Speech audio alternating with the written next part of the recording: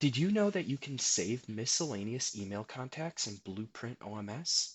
Head into your setup menu and then to miscellaneous emails. Here you'll see all previously saved email contacts. At the bottom you'll see an option to create new. You can name the contact and then enter in an email address.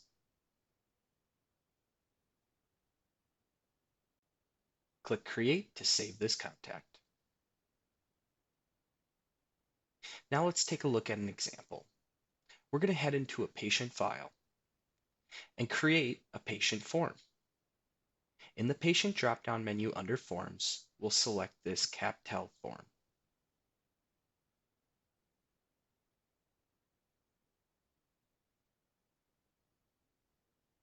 After completing the form, we'll hit Email and Fax, and then choose our Email Other option.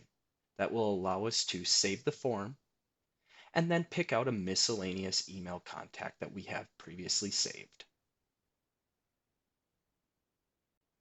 Here you can scroll through the list of email recipients in your contact list, or use the quick find search bar to find the contact you're looking for.